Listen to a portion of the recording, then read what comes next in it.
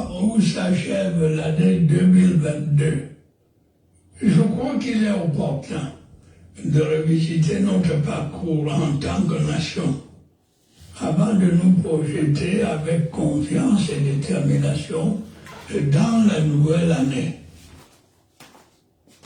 Comme vous avez pu le constater, notre pays, comme tant d'autres, a continué de faire face en 2022 à des chocs exogènes. Alors que l'économie mondiale commençait à peine à se relever des distorsions engendrées par la pandémie du Covid-19, est survenu en Europe de l'Est un conflit armé entre la Russie et l'Ukraine. La guerre entre ces deux grands pays a entraîné de profondes perturbations dans les circuits d'approvisionnement du marché mondial en produits de grande consommation tels que les céréales, le pétrole brut et le gaz. Les dysfonctionnements du commerce international qui en ont découlé ont également provoqué des pénuries de certains biens manufacturés et autres denrées de première nécessité, combinées à une hausse générale des prix. Les conséquences désastreuses de cette guerre sur les économies des pays, en particulier ceux en voie de développement, et les souffrances qu'elle inflige à des populations civiles innocentes m'amènent à réaffirmer l'importance de la paix et du dialogue dans la résolution des conflits. Mes chers compatriotes, en dépit de ce contexte difficile, notre économie a su s'adapter à la conjoncture internationale en faisant preuve une fois encore de résilience. Son taux de croissance a enregistré une légère progression, se situant autour de 3,8% contre 3,6% en 2021. L'inflation est restée raisonnable, bien en dessous de la moyenne mondiale. L'accès aux intrants a été garanti, permettant ainsi de poursuivre les activités de production et de réduire le risque d'insécurité alimentaire. Tout cela a été possible grâce aux mesures vigoureuses mises en œuvre par le gouvernement.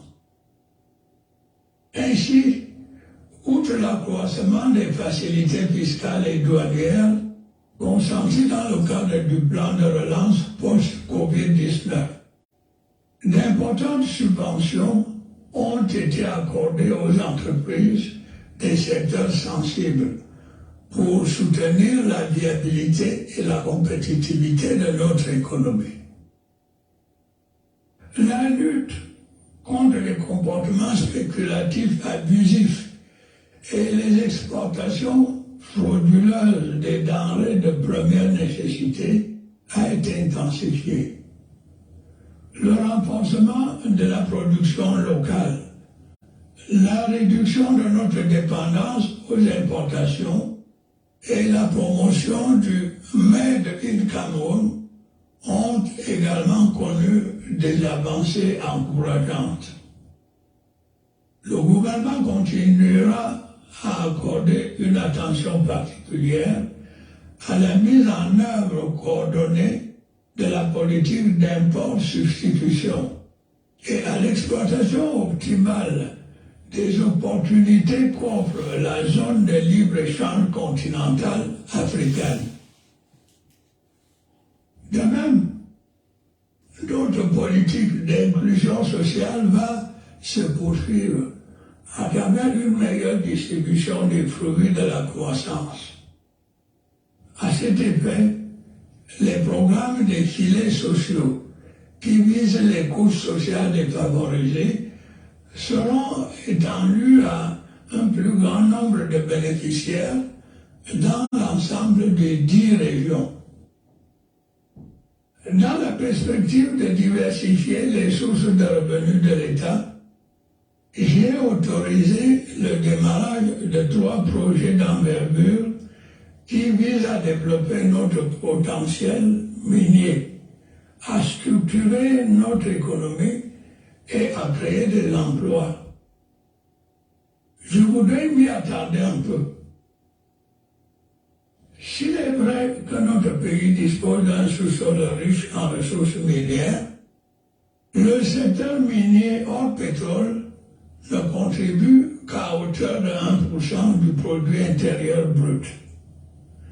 En développant la mine solide, nous pourrons assurer le relais des hydrocarbures dont les stocks s'amenuisent et disposer de ressources financières supplémentaires qui pourront être affectées au financement de nos investissements.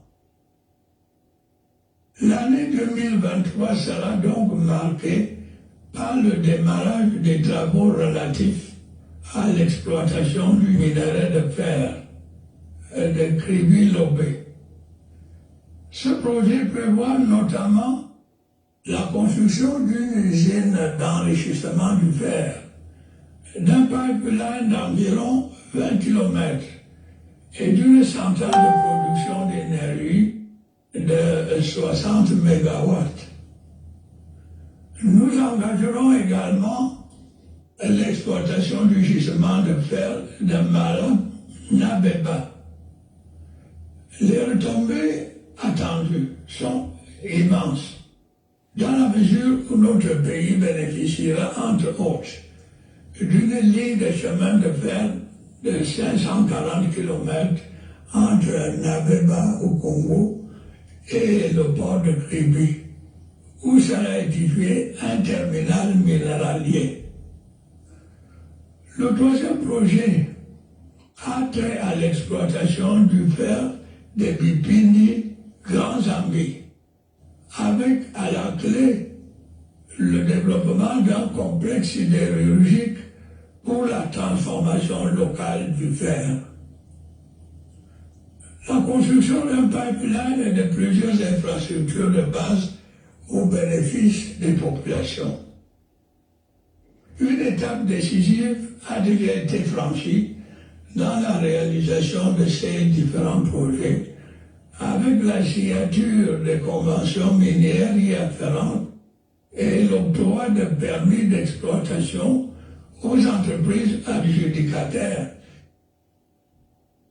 Mes chers compatriotes, notre pays a connu au cours de l'année qui s'achève des perturbations considérables dans la fourniture en ressources énergétiques et en eau potable.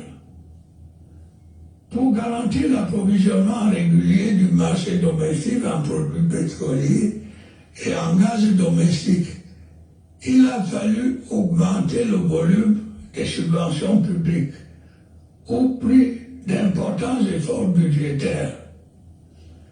C'est ainsi qu'au cours de l'année 2022, près de 700 milliards de francs CFA ont été dépensés par le Trésor public au titre des subventions pour les carburants et 75 milliards de francs CFA pour le gaz domestique. Au regard de l'intensité des chocs exogènes et de leur impact sur notre économie, j'ai instruit le gouvernement d'étudier toutes les options permettant de stabiliser les prix à leur niveau actuel et de préserver le pouvoir d'achat des consommateurs. Cependant, il est de plus en plus évident que notre pays, comme bien d'autres en Afrique et ailleurs, ne pourra pas indéfinitivement échapper à un réajustement des prix des produits pétroliers si nous voulons préserver nos équilibres budgétaires et poursuivre sereinement la mise en œuvre de notre politique de développement. En dépit de ces contraintes liées à la conjoncture internationale, des progrès réels ont été enregistrés en matière de fourniture de l'électricité. C'est le cas du raccordement de la région de l'Est au réseau interconnecté Sud et de la mise en service d'un ligne d'évacuation d'énergie de Nyabizan à Yaoundé, permettant désormais d'injecter la totalité de la production du barrage de Mebele dans le réseau électrique. La situation dans ce secteur essentiel connaîtra une amélioration considérable en 2023 avec la mise en service de la première phase du barrage hydroélectrique de Naptigal et le démarrage des travaux de raccordement du réseau interconnecté Sud au réseau interconnecté Nord. Nos efforts visant à renforcer la qualité et la quantité de l'offre énergétique vont s'intensifier à la faveur de la construction de nouvelles infrastructures énergétiques et le développement de l'énergie solaire, en particulier dans la partie septentrionale de notre pays. L'accès de nos populations à l'eau potable demeure l'une de mes principales préoccupations. L'achèvement du projet d'alimentation en eau potable de la ville de Yaoundé et de ses environs à partir du fleuve Sanaba viendra résoudre de façon durable le déficit d'approvisionnement en eau dans cette cité. De même, j'ai demandé au gouvernement de finaliser en urgence les diligences relatives au lancement dès 2023 du méga projet d'adduction d'eau potable de la ville de Douala et de ses environs. Au-delà de nos grandes métropoles, des ouvrages de production ont été réalisés dans certaines villes secondaires, notamment Bamenda, Pertoua, Gaoundéré et Ebolva. La construction de ces ouvrages va s'étendre à d'autres localités urbaines et rurales au courant de l'année prochaine. Mes chers compatriotes, malgré la conjoncture défavorable, le gouvernement maintient ses efforts pour assurer sa mission première, à savoir améliorer les conditions de vie des citoyens. Nous devons poursuivre les réformes structurelles engagées dans le cadre du programme économique et financier conclu avec le Fonds monétaire international et les autres partenaires au développement. J'observe avec satisfaction qu'en dépit du contexte économique particulièrement difficile qui aura marqué l'année 2022, aucun secteur d'activité n'a été délaissé. Sans être exhaustif, arrêtons-nous un instant sur quelques-uns à la suite de ce que je viens d'évoquer. Si nous prenons le secteur des travaux publics, 860 km de route et 460 mètres linéaires d'ouvrages d'art ont été construits ou réhabilités. Je mentionnerai entre autres la mise en service du pont sur la Cross River entre le Cameroun et le Nigeria, ainsi que l'achèvement du bitumage du tronçon routier entre Samelima et Brazzaville, favorisant ainsi l'ouverture de notre pays vers les marchés des États voisins. Le bitumage de la section de route Lena-Tibati-Ngat sur la nationale 15 avec pour avantage l'augmentation des liaisons par voie terrestre entre le nord et le sud du pays. La construction de l'autoroute Kribi-Lolabé et de la route Grand Zambi-Kribi qui donne une impulsion à la compétitivité du port autonome de Kribi. La construction de la route Pertua-Baturi, dont les travaux vont se prolonger jusqu'à Yokadouma et au-delà. La réalisation de plusieurs infrastructures routières a également permis de désenclaver les bassins de production agricole. Cet effort va se poursuivre en 2023 avec l'aménagement d'environ 700 km de route, dont le bitumage de l'axe et Bolva à Combe de Kribi. J'ai instruit le gouvernement de tout mettre en œuvre pour la reprise des travaux de construction des tronçons routiers Mora, Dabanga, Koucheri, Babajou, Bamenga, Ekumba et Kondotiti. Une attention particulière sera accordée à la réhabilitation des voiries urbaines et à l'amélioration du trafic entre nos principales métropoles. Le lancement des travaux de construction de la section urbaine de l'autoroute Yaoundé-Simalem et l'accélération des travaux de l'autoroute Douala-Yaoundé figureront au rang des priorités du gouvernement.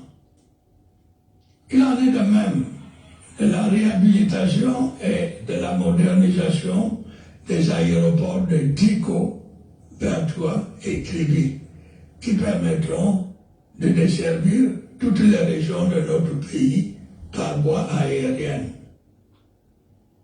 Camerounais, l'année 2022 a aussi été marquée par des inondations qui ont une fois de plus affecté les populations de la région de l'extrême nord, en particulier celle des départements du Logon-Chari et du Mayo-Danaï. Ce phénomène récurrent, favorisé par le dérèglement climatique, appelle des actions vigoureuses pour éviter des désastres qui en découlent. Au-delà de l'assistance humanitaire apportée aux victimes, j'ai prescrit au gouvernement de mettre en œuvre un plan de reconstruction de la région de l'extrême nord. Ce plan intègre notamment la construction de plusieurs ouvrages de retenue d'eau et d'infrastructures socio-économiques. S'agissant de l'offre de soins, il est incontestable qu'elle s'est nettement améliorée au cours de l'année 2022. Le centre hospitalier régional et l'hôpital général de Garoua ont été inaugurés et mis en service. Grâce au relèvement de l'infrastructure et du plateau technique de plusieurs formations sanitaires, notre pays est désormais capable d'offrir des soins de qualité dans des domaines particulièrement pointus, tels que la chirurgie cardiaque ou la transplantation rénale, pour ne citer que cela. J'ai demandé au gouvernement de poursuivre les efforts engagés dans ce secteur en mettant en œuvre un vaste plan de renforcement du plateau technique et des capacités du personnel des hôpitaux sur l'ensemble du pays.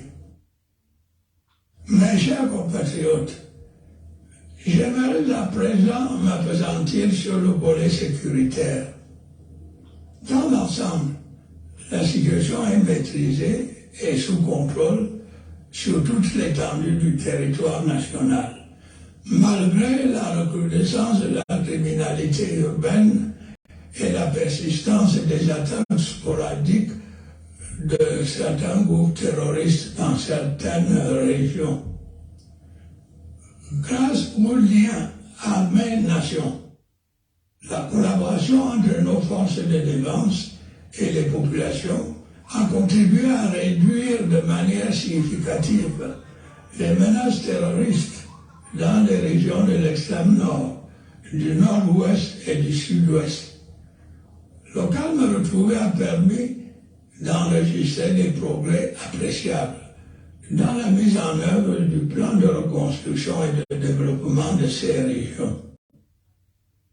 Je tiens une fois de plus à saluer la bravoure de nos forces de défense et de sécurité qui ne ménagent aucun effort pour assurer la protection des personnes et des biens, en particulier dans les zones en proie au terrorisme.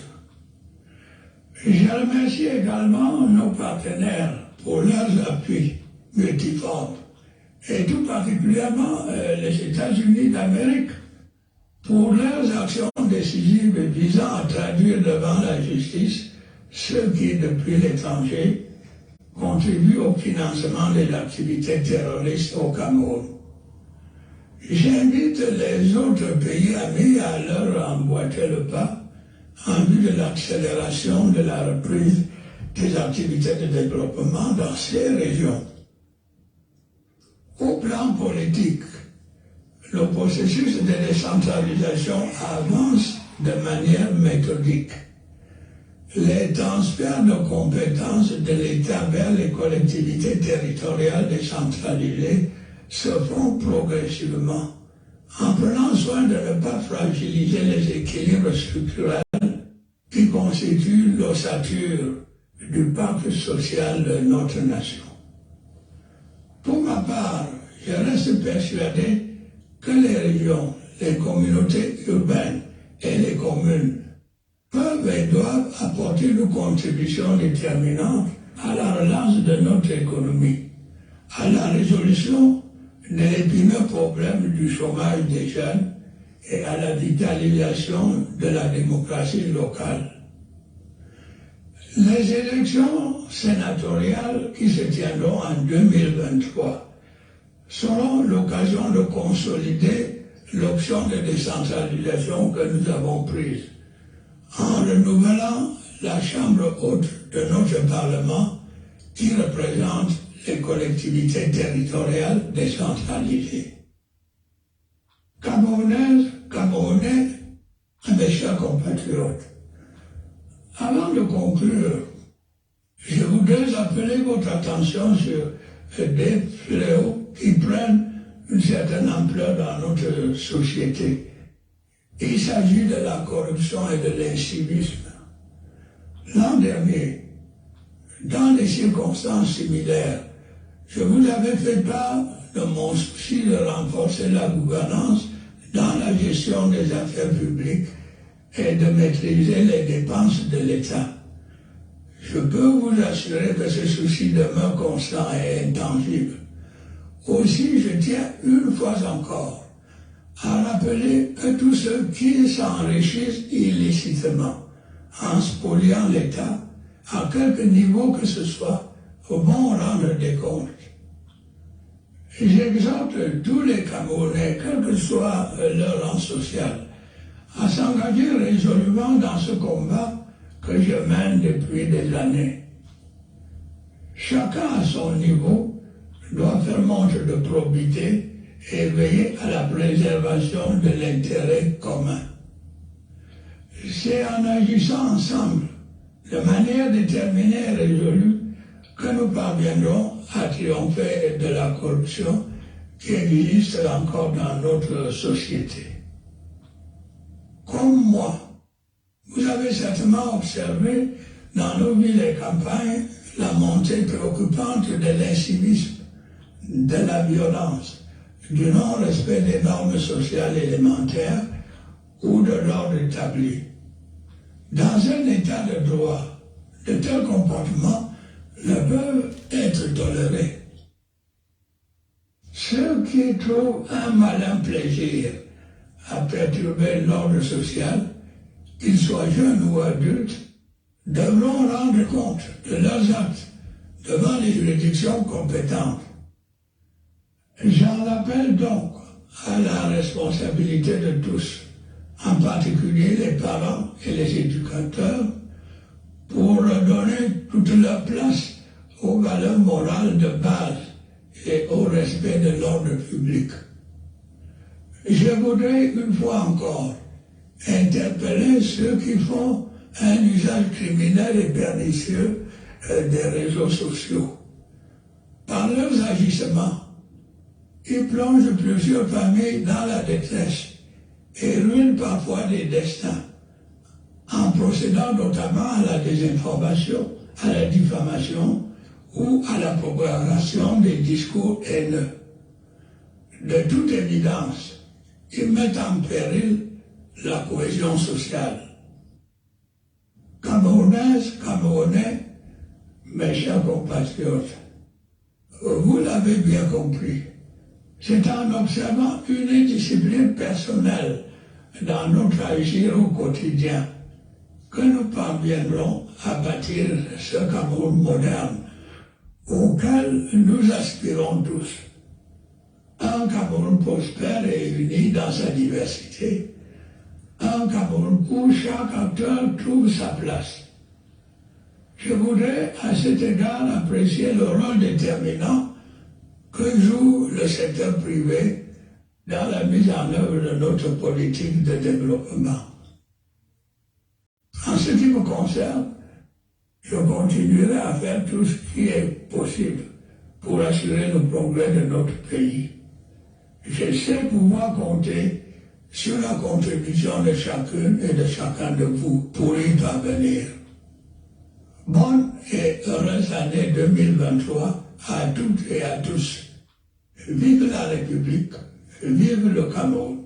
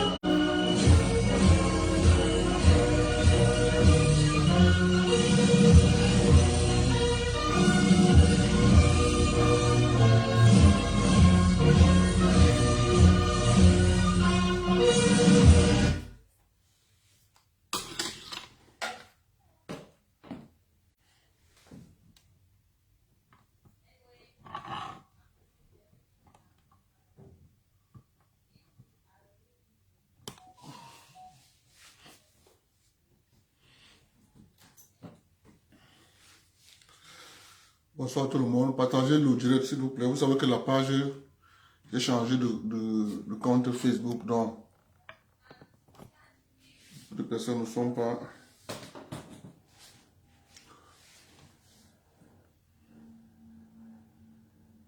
Je vais vous mettre une série de...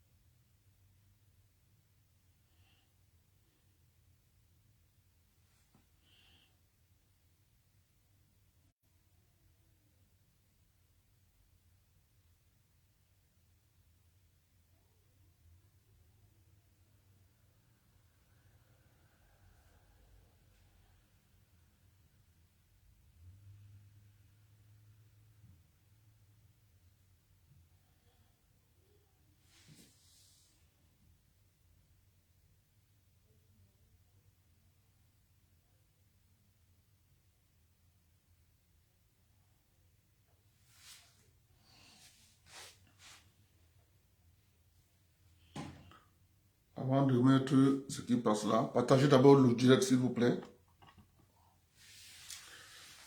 Partagez le direct.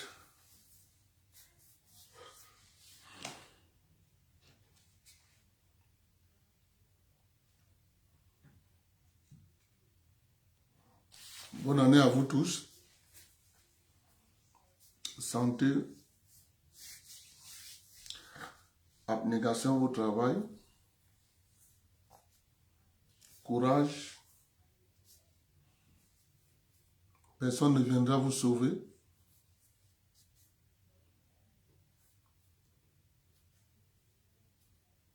Il n'y a que toi-même qui peux te sauver. Personne ne viendra. 2022 est fini. 2023 vient avec ses lots de projets, ses lots de déceptions. C'est pas parce que tu n'as pas résolu certains de tes problèmes en 2022 que tu penses que non. Non, la vie c'est comme ça. Ce que tu n'as pas pu résoudre en 2022, tu le repousses à 2023. Ça ne t'empêche pas d'ajouter d'autres projets à 2023. Parce que tant qu'on vit, on doit avoir des ambitions. Tu vis parce que tu veux réaliser ces ambitions. Tu veux réaliser ces projets. C'est la vie. Mais sauf qu'on nous a déconnectés de cette réalité où des gens vivent avec pour objectif, je vais à l'école, j'obtiens les diplômes, j'ai un grand poste dans l'administration. S'il n'a pas un grand poste dans l'administration, il a échoué. Non. On appelle ça l'escroquerie intellectuelle. Partagez-le direct. Ouais, le président Biya a fait un discours que je viens de passer. Vous avez bien suivi le discours. Mais est-ce que les fonctionnaires camerounais n'ont pas dit au président Biya que l'entreprise australienne qui doit s'occuper du fer de Mbalam demande 3500 milliards de dédommagement à l'État du Cameroun? L'entreprise australienne qui est censée exploiter le fer, le gisement de fer de Mbalam, demande à l'État du Cameroun 3500 milliards de dédommagement.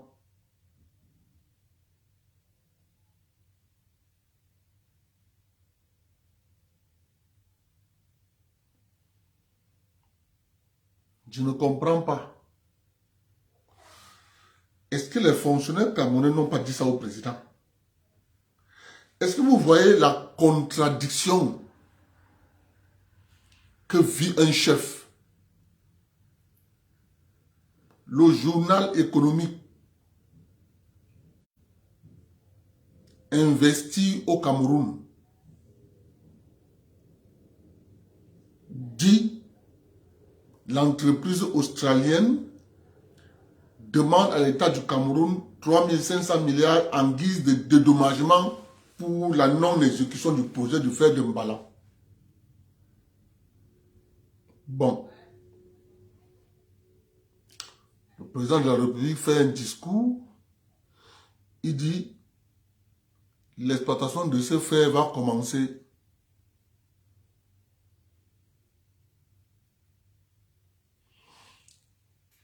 The Kemit. Lorsque tu dis qu'il faut toujours faire appel aux entreprises étrangères, n'y a-t-il pas d'ingénieurs au Cameroun? Les ingénieurs camerounais sont logés au ministère de l'eau, le ministère de l'eau et des mines. Ils font des rapports, ils développent le Cameroun, ils industrialisent le Cameroun à travers les rapports de commission. Tu n'as pas lu le rapport de la commission sur l'industrialisation du Cameroun? Les fonctionnaires camerounais sont les experts en production de rapports. Ils ont dressé un rapport de projet d'industrialisation du Cameroun jusqu'en 2030. L'industrialisation signifie financer les artisans.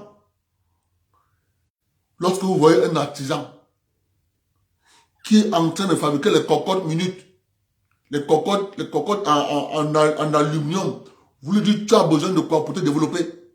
Vous lui financez.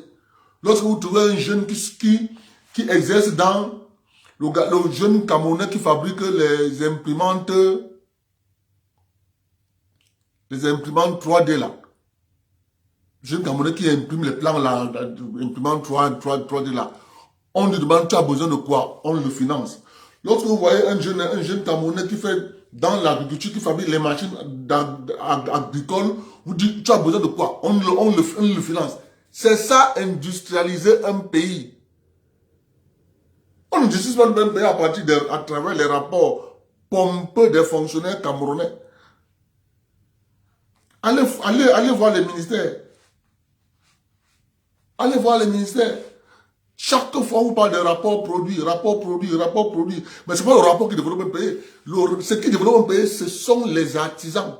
Je vous rappelle en passant, moi je suis au Canada, c'est bon. Tous ceux qui connaissent Bombardier, c'était un mécanicien. Hein.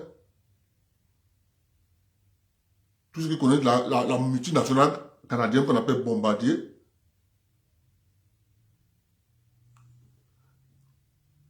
Oui. Il y a un jeune Camerounais qui est là-bas, je ne sais pas s'il est à Douala. Celui qui fait, c'est quoi, tech naval. Le jeune qui fait tech naval, on lui demande, tu as besoin de quoi? On lui donne de l'argent. Développe ton business. C'est comme ça qu'on va fabriquer les champions nationaux parce qu'ils maîtrisent le domaine qu'ils sont en train de faire. Le jeune gars Bamileke qui fait les drones avec le jeune gars Elon qui fait les drones, les deux se mettent ensemble pour bâtir une entreprise qui va fabriquer les drones, on les finance. On prend le jeune Camerounais qui est là à Tchang, qui fabrique les couveuses. On dit nous voulons que tu fabriques les couveuses. Il faut que l'État camerounais devienne, il faut que tous les hôpitaux au Cameroun aient au moins minimum 100 couveuses. On les finance. C'est comme ça qu'on industrialise un pays. On se retrouve avec des petits domaines qui servent au quotidien. On se retrouvait qu'on a apprivoisé ça. On passe à une autre étape. Maintenant, les gars font les rapports dans les ministères. Il faut industrialiser le Cameroun d'ici 2030. Industrialiser le Cameroun avec les rapports pompeux. C'est ça la réalité. C'est ça la réalité.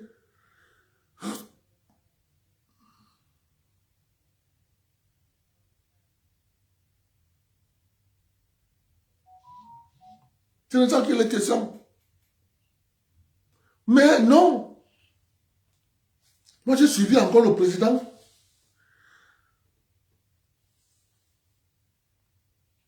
Dans son discours,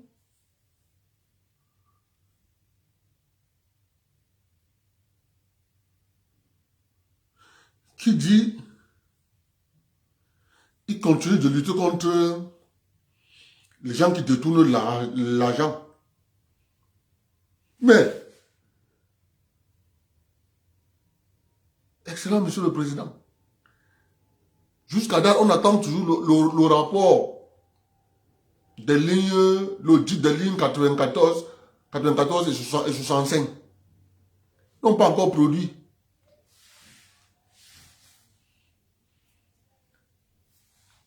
Une fois de plus, moi je continue à dire aux citoyens camerounais,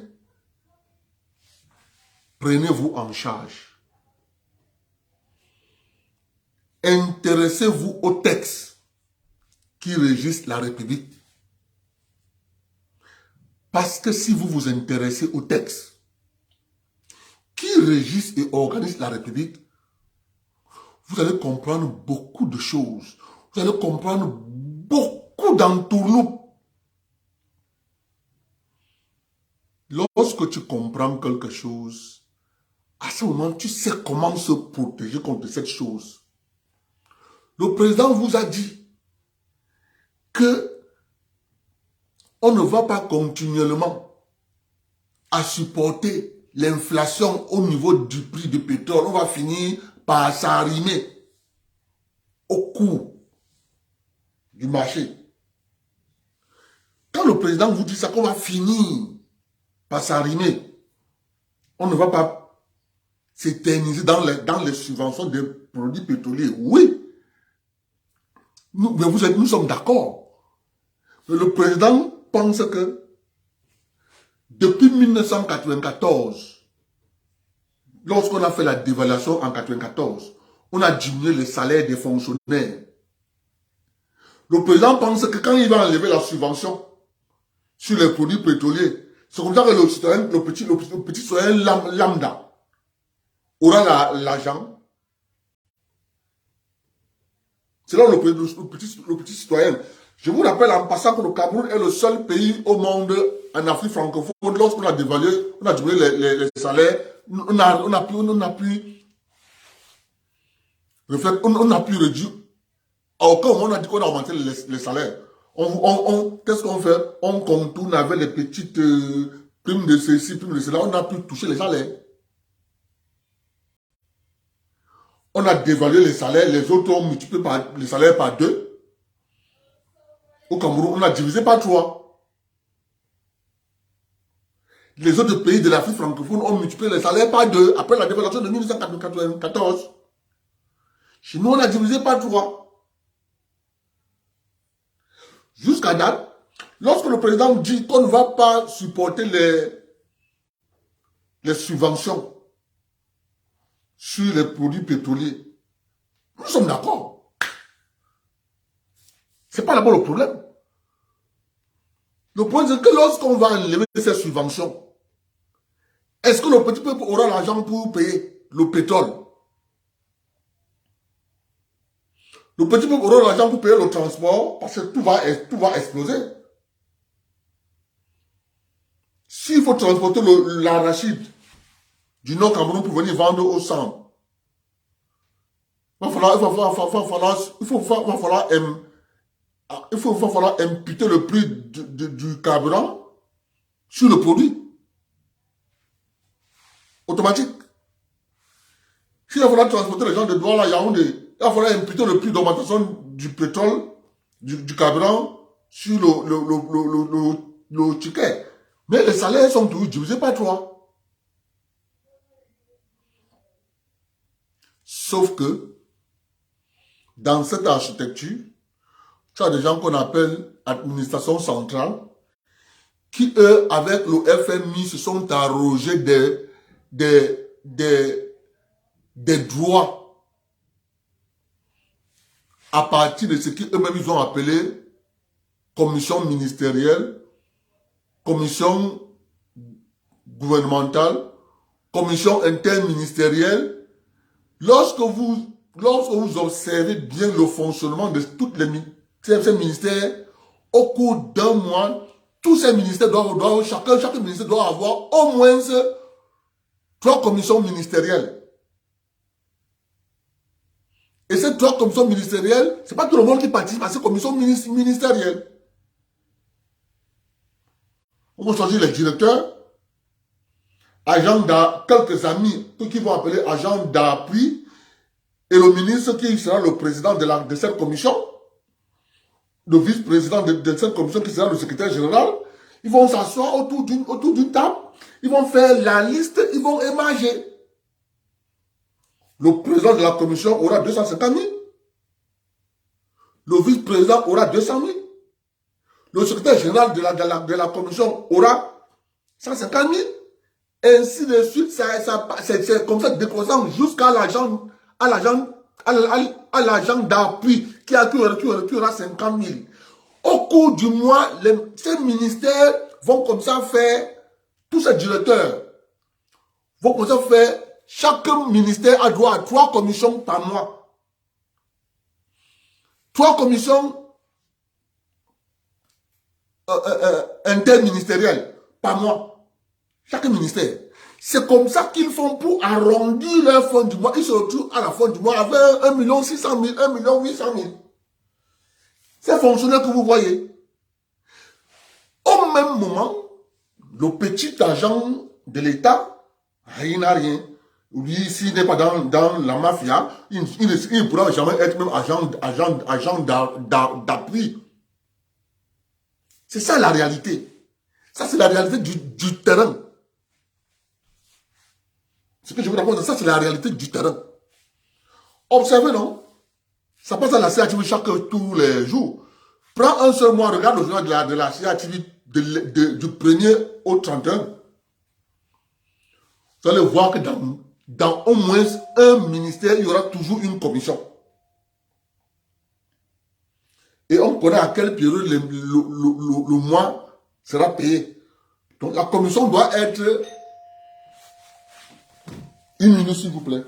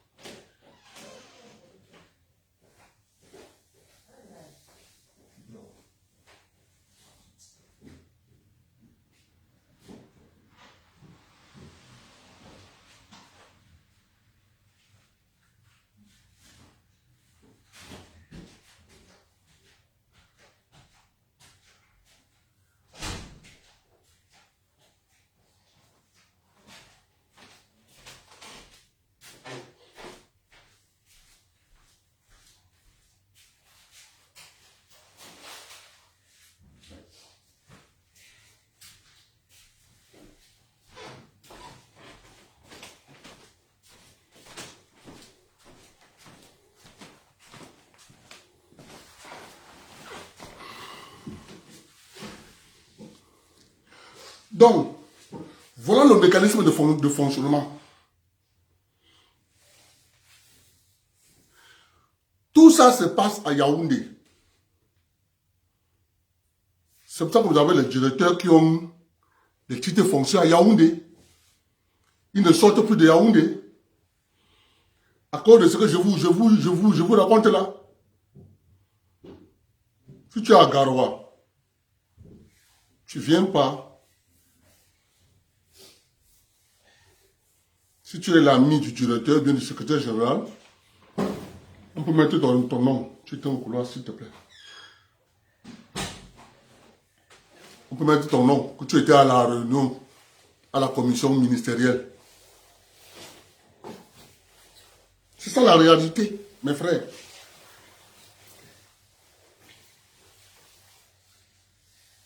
Mais qu'à cela ne tienne, vous devez savoir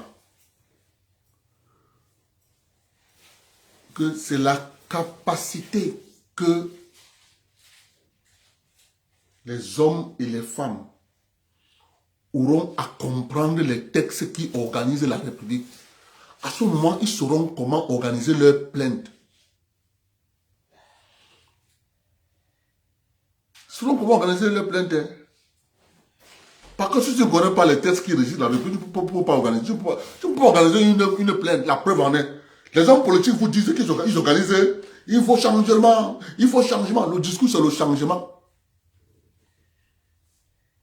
Mais nous avons des exemples en Afrique où il y a eu des changements de régime.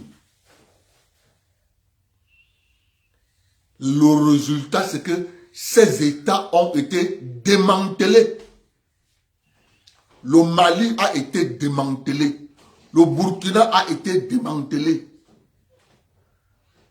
Le Sénégal, ça achemine. Puisque Macky Sall veut à tout prix faire le 4e mandat. Il faut être clair comme Paul Biya.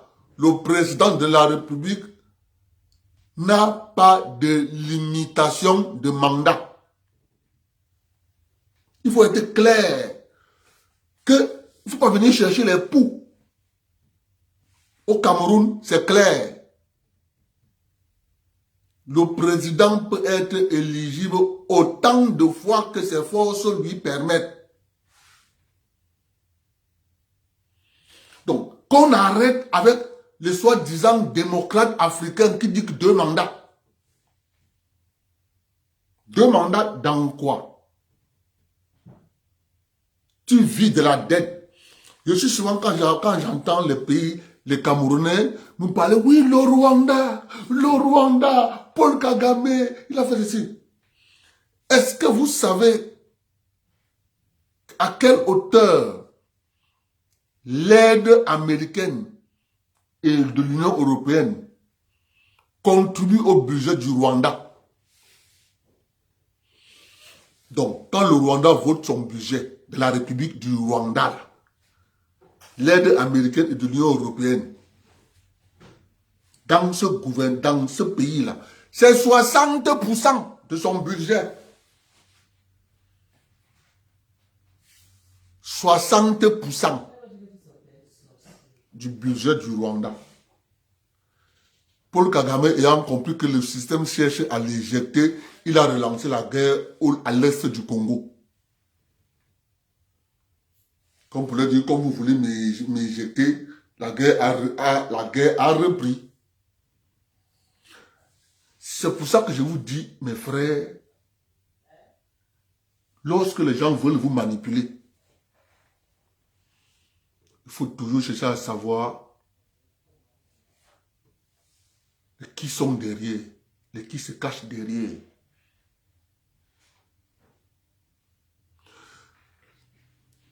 Parce que la réalité, c'est ce que je suis en train de vous dire là.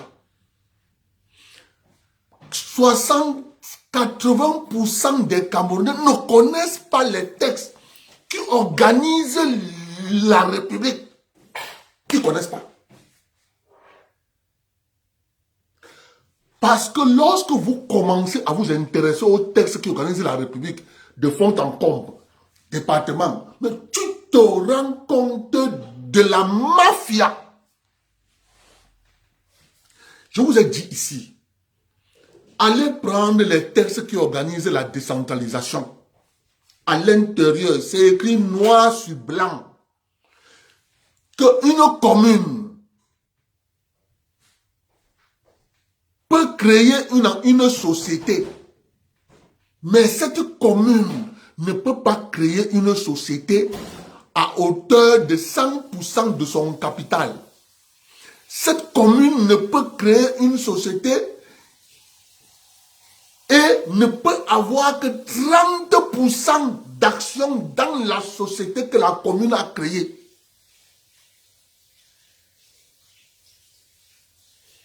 Je veux que vous... Il faut comprendre ce que ça signifie. Lorsqu'on écrit noir sur blanc sur un document qui va régir ta commune, on te dit que ta commune là peut créer une société de travaux publics. Ta commune là peut créer une société communale d'exploitation minière. Ta commune là peut créer une société communale de ramassage d'ordures. Mais elle n'a pas le droit d'avoir 100% du capital.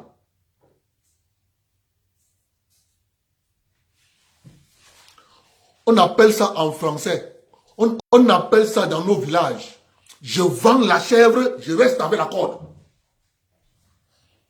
La seule chose que je fais, je donne juste le mot à la corde. Je donne le mot à la corde. Quand je vois que la chèvre veut aller tellement loin, j'arrête. Je bloque la chèvre. C'est ce que ça signifie. La France octroie à l'État du Cameroun l'indépendance. La France dit à l'État du Cameroun, vous avez l'indépendance. Mais sauf que votre argent, c'est moi qui dois imprimer. Votre commerce international, votre commerce extérieur sera contrôlé par moi. C'est la même chose. Je donne la chèvre, mais je reste avec la corde. C'est ça qu'on a appliqué dans les textes de la décentralisation. Il y a des choses comme ça partout. Nous on appelle ça les bagues d'or. Il y a des bagues d'or comme ça sur tous les textes qui régissent les textes de la décentralisation. Un autre article dans le même texte de la décentralisation, on dit les fonctionnaires qui sont appelés à rendre service dans les régions ne sont pas responsables des actes qu'ils posent. Il peut aller dans une commune pour, par exemple, faire de l'audit dans une commune. Faire de l'audit dans une commune. Il arrive là-bas, il truque les chiffres. Il n'est pas responsable.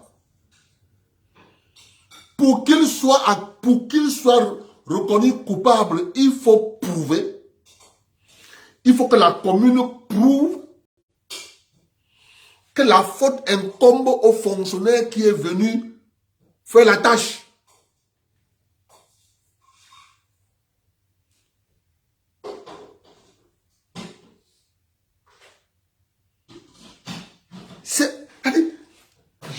Moi, je ne parle pas en l'air. Les textes sont là. Vous pouvez prendre le texte, la décentralisation. Il y a les bagues d'or partout.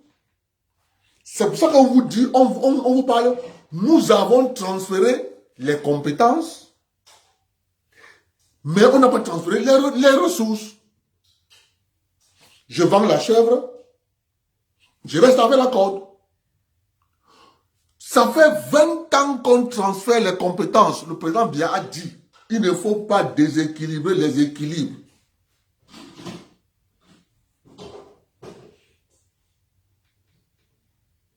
C'est ça que la question. Parce que lorsque quelqu'un parle, moi j'écoute ce que le président dit. Je le comprends en profondeur. C'est pour ça que moi, les discours, quand je suis un discours, il y a des mots que moi je prends. Il y a des mots que moi je récupère. Et c'est ce mot-là que moi je m'intéresse. Quand le président nous dit qu'on ne va pas éternellement subventionner les produits pétroliers, ça veut dire qu'on s'attend à quelque chose. Mais le président doit aussi savoir que lorsque il va décider qu'on ne va plus subventionner le pétrole, qu'il doit s'attendre à la réaction. Il y aura une réaction. Et elle sera proportionnelle à la subvention qu'on va enlever. Parce qu'au même moment, le président, à aucun moment il n'a dit,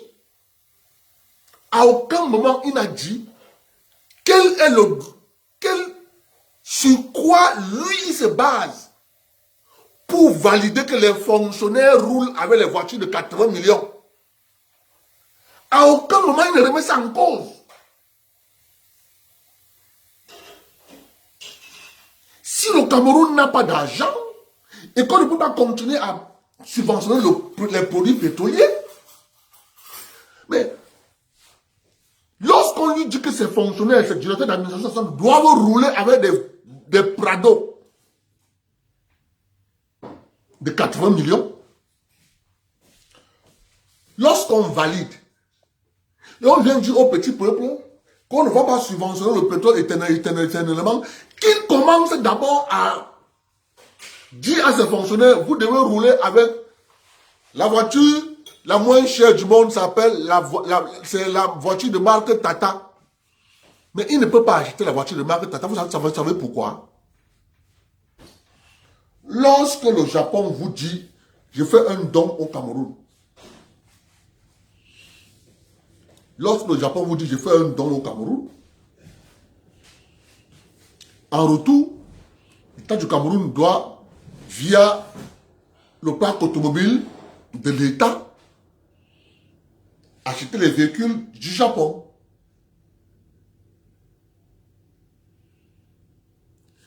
Exemple. Comme l'État français, écoutez-moi bien, hein, ce que moi je vous dis là. Comme l'État français est en désaccord avec les fondateurs, les familles des fondateurs des véhicules de marque française, ça veut dire Peugeot, Renault, Citroën. Écoutez-moi très bien. Comme ces familles ne sont plus dans l'oligarchie qui dirige la France en sous-main, parce que dans ce domaine, ce n'est pas un domaine qu'on peut faire de la manipulation. Là-bas, c'est du concret. L'État français a préféré donner au Japon. écoutez-moi bien. L'État français a préféré donner au Japon le marché de l'automobile dans ses colonies au sud du Sahara. En retour, pour la remise à niveau des entreprises françaises via la fusion entre si c'est PSA, Renault, ou bien c'est Renault PSA, ou bien c'est PSA, Nissan, ou bien c'est Renault, Nissan, quelque chose comme ça. Donc, et maintenant, l'État français a dit à ces entreprises, vous allez laisser le marché africain, vous allez vous intéresser au marché de l'Europe de l'Est. C'est comme ça que les entreprises françaises d'industrie de l'automobile ont délaissé le marché de l'Afrique francophone. Ils sont allés construire des usines à l'Europe de l'Est pour alimenter le marché de l'Europe de l'Est. Roumanie, Russie, etc. Lorsque tu prends le parc automobile des 15 pays de l'Afrique francophone, le parc automobile est à près de 80% japonais et coréen. Un peu de Mercedes.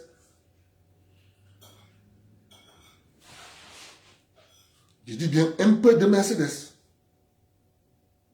Voilà comment ça marche. Mais vous n'allez pas comprendre ce que je suis en train de vous dire là. Si vous vous arrêtez juste à la politique du discours, il faut que le discours, tu reviennes sur le terrain. Parce que le président a été clair, il a dit on ne va pas subventionner ces produits indéfinitivement. C'est vrai. En retour, puisqu'il s'adresse au petit peuple, il valide au même moment que ces fonctionnaires qui ne produisent rien roulent en véhicule de 80 millions. Donc, et les voitures que vous voyez, on vend au Cameroun, japonaises. Ces voitures sont d'abord taxées par la France. Donc, elle va d'abord avoir son pourcentage. C'est pour ça que la voiture revient. Il faut savoir d'où viennent généralement les surfacturations, puisque l'État du Cameroun a un ADN sur les surfacturations. Les surfacturations font partie de l'ADN de l'État du Cameroun. Je dis bien, les surfacturations, c'est l'ADN de l'État du Cameroun. Donc, l'État du Cameroun est né avec les surfacturations. Via le mécanisme de taxation de la France sur les produits qui entrent au Cameroun. C'est pour ça que lorsqu'on a opposé à mes beaux-frères cette philosophie que si vous vous lancez dans l'industrialisation tout azimut de votre économie, nous allons récupérer toutes les licences de représentation que vous avez de nos entreprises basées au Cameroun. On va récupérer la licence Air Liquide à Fosso. On va récupérer la licence de Gascam à l'autre là, à Focho. Il s'appelle quoi? Le père ici là, il s'appelle qui là? Faubert. Il s'appelle qui encore là? Faubert, son nom c'est qui encore qui là? Le père ici s'appelle, son nom c'est encore quoi là? Il a oublié son nom. Le père de Bangsoissi.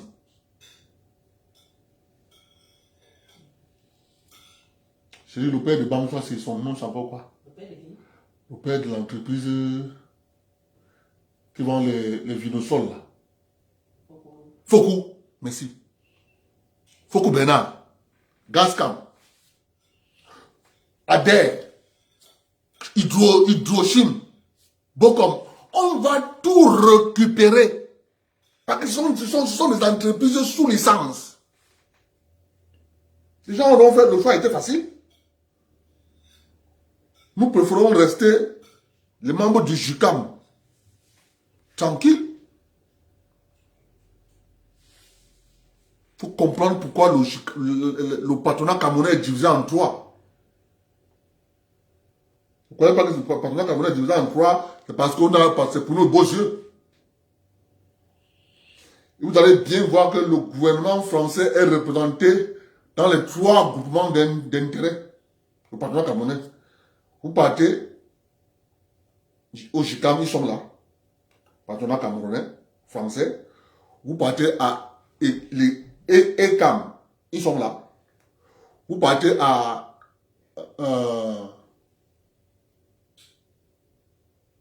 le machin de Proté à Yama, c'est quoi? C'est ECAM, hein, entreprise du Cameroun. Parce qu'il y a le MECAM, il y a le ECAM, il y a le JICAM. Lorsque vous... Tout ce que je vous raconte là, il n'y a aucune télévision qui va venir, ça, qui va faire un débat sur les raisons de l'éclatement. Vous pouvez faire le débat sur ça. Hein? Il n'y a que nous sur Facebook qui pourront vous expliquer comment on est en train de vous expliquer là. Il n'y a aucune télévision qui va vous dire voici la raison de l'éclatement. Ne croyez pas que la guerre qui existe entre le président du JICAM et le président de la Chambre de commerce, c'est une guerre qui n'a pas de sens. Hein. C'est une guerre qui part de l'origine. Si vous récupérez vos choses, vous devez aussi récupérer la Chambre de commerce. C'est pour ça que Tawamba avait proposé à l'Union européenne de venir faire comme en Côte d'Ivoire. Que l'Union européenne doit venir ouvrir sa chambre de commerce à Douala. Donc voilà quelqu'un qui vous dit qu'il va industrialiser le Cameroun.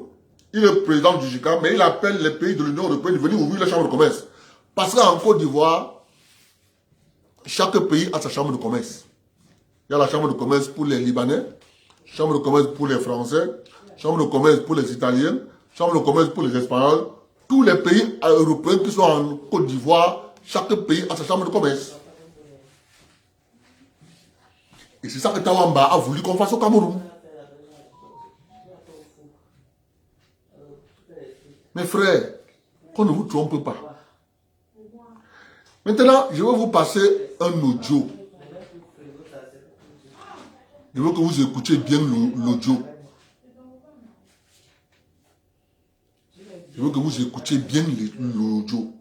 Écoutez, on vous parle, la guerre en Ukraine, la guerre en Ukraine, la guerre en Ukraine. Écoutez l'audio. Écoutez ce qu'on est en train de dire dans l'audio. Vous allez vous rendre compte que la guerre en Ukraine n'est que la face visible de la guerre économique que le groupe des BRICS est en train de mener à l'hégémonie américaine. Parce que si vous ne comprenez pas que depuis 2017, les pays comme l'Italie, l'Allemagne, le Portugal, l'Espagne, les Pays-Bas, la Belgique, depuis 2017, ont demandé à la fédération, à la Fed, la Fédérale Réserve, de renvoyer leur or. Tous ces pays qui viennent de citer là sont en train de récupérer leur or à la Réserve fédérale. Depuis 2019, la Banque de règlement international en Suisse a déjà mis l'or comme la valeur, c'est-à-dire nombre un sur la valeur de change initial sur l'or. C'est plus le dollar. Écoutez. Parce que lorsqu'on vous dit que le président Biya, c'est pour ça que le président Biya, lorsqu'il a vu sa vie, il a commencé a dit que maintenant, on peut maintenant commencer à exploiter les minéraux camerounais. C'est à cause de ce système qui est en train de venir. Vous voyez donc que les Camerounais qui disaient que le président ne vient pas en Suisse trop, c'était à cause de ça. C'est ce que je suis en train de vous dire là. Maintenant, il est temps maintenant que je mets en application l'exploitation minière au Cameroun. Parce que ce sont les matières premières qui vont être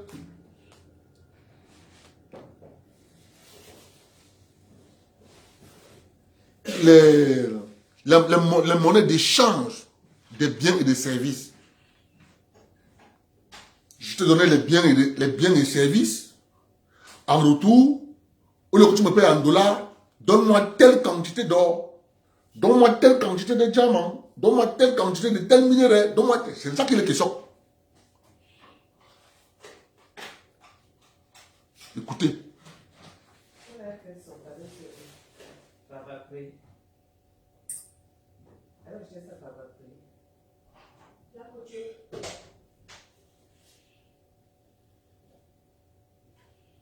Devenir monteur vidéo YouTube, c'est comme être boulanger.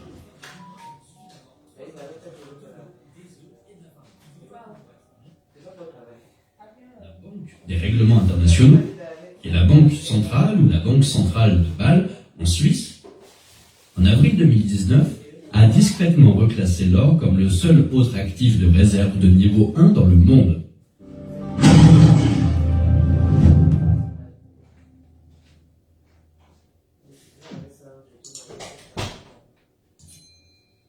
Avant de commencer la vidéo, si vous êtes nouveau sur la chaîne, n'oubliez pas de vous abonner, de télécharger votre guide de l'entrepreneur dans la description et bien sûr de nous donner votre avis en commentaire. C'est parti.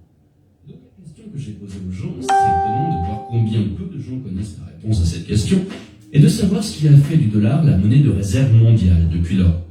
Et vous obtenez une réponse généralement centrée sur notre armée ou sur notre économie la plus importante et la plus robuste, etc.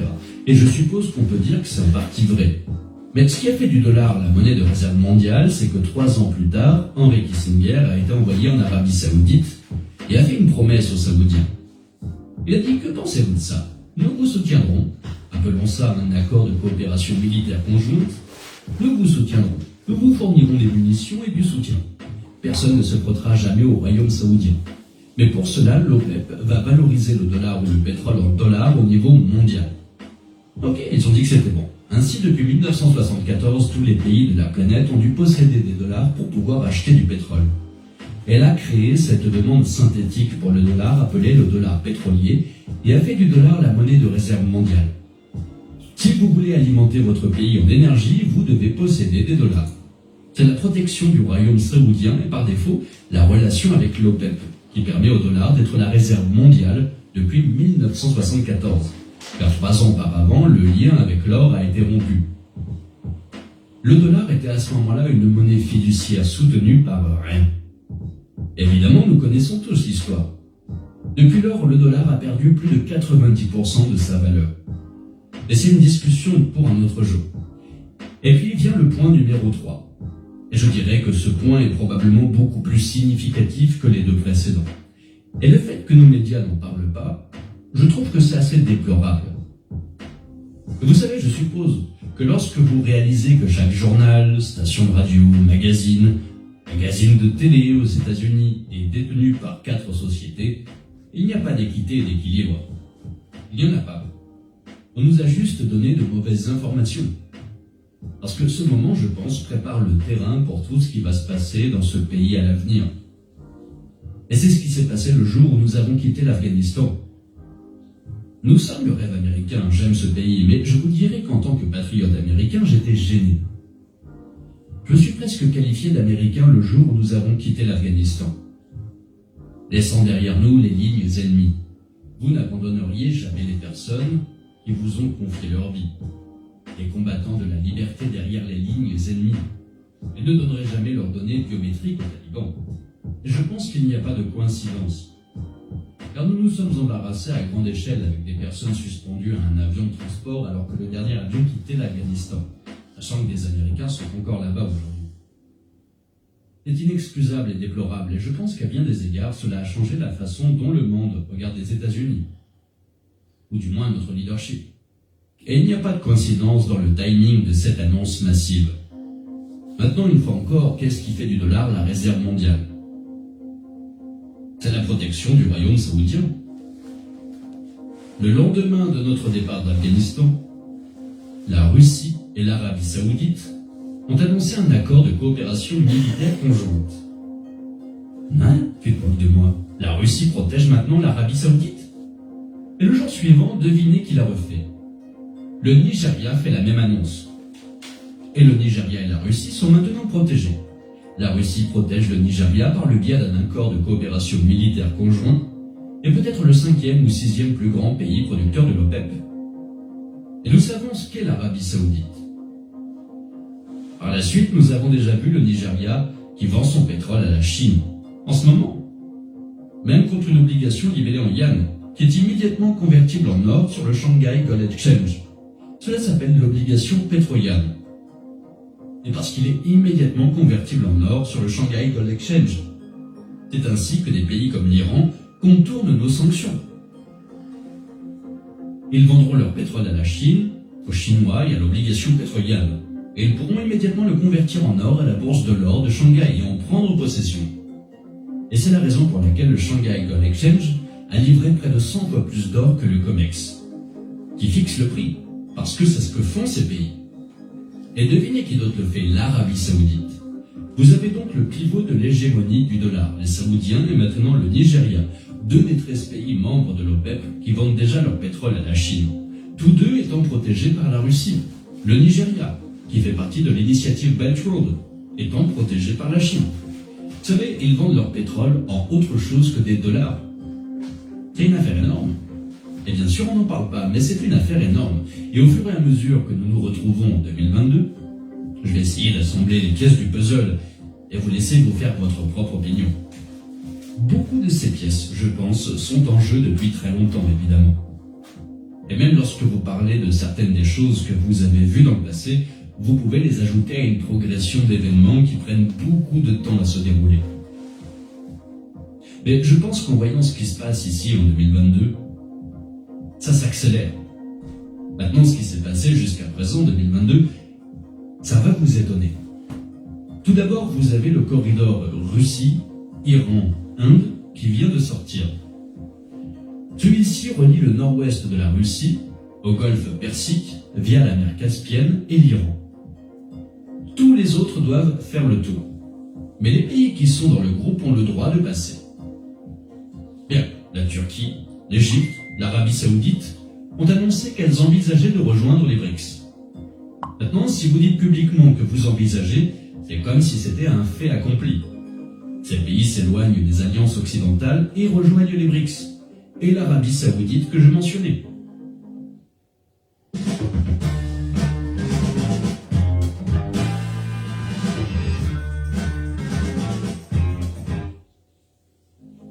L'Arabie saoudite rejoint les nations BRICS. La Turquie a déclaré vouloir abandonner le dollar pour payer en énergie russe et elle a acheté 75 tonnes d'or de plus au cours des 7 premiers mois de l'année que n'importe quelle banque centrale de la planète. Ils sont les plus grands accumulateurs d'or.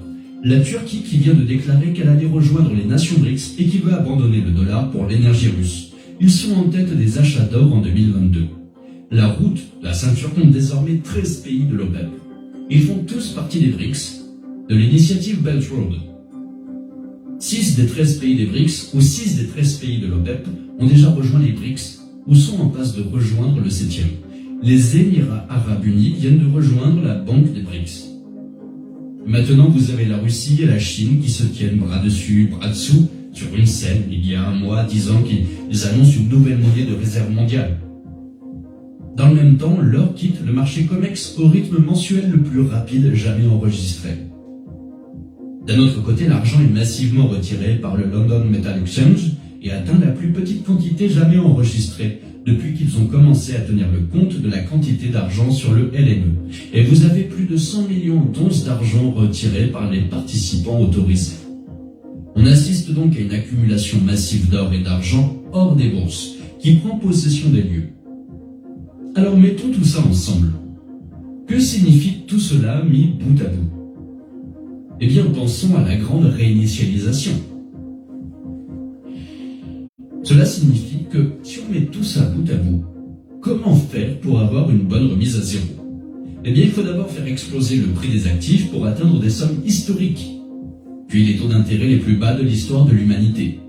Et puis vous incitez le monde à trouver une porte dérobée parce que vous regardez ce qui vient d'arriver aux Russes, dont 85% du monde dit, eh bien, vous êtes toujours bon à commencer avec, parce qu'ils n'aiment pas la façon dont l'Occident est traité.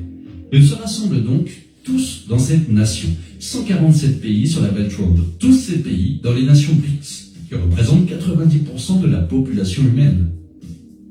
Tout ça ensemble. Et pensez à l'erreur de composition. Tous ces pays, un par un, ne peuvent pas s'opposer aux États-Unis. Mais si vous les mettez tous ensemble, ils domineront les États-Unis. Alors comment ça se passe? Pourquoi possédez-vous de l'or et de l'argent? Pourquoi? Rappelez-vous que l'or était classifié le seul actif de premier rang au monde après le dollar américain. Vous vous souvenez de la plus grosse somme d'argent du monde? Les banques centrales, les banques commerciales, les fonds souverains, les family office, ils l'achètent tous, ils le retirent tous des échanges, éliminant le risque de contrepartie. Vous pouvez voir la baisse des prix sur tous les principaux marchés. Comment tout cela va-t-il exploser? C'est simple. L'Arabie Saoudite rejoint les nations BRICS. Tous les pays producteurs de l'OPEP, les 13, sont sur la route de la ceinture, la Belt Road. Ils s'associent tous sur une scène, les bras croisés, un dimanche soir aux États-Unis, le lundi matin quelque part en Chine ou en Russie ou ailleurs. Et l'Arabie Saoudite dit, mais merci, ça a été une belle balade. Nous la pression. Comme vous le savez, nous sommes maintenant protégés par la Chine et la Russie.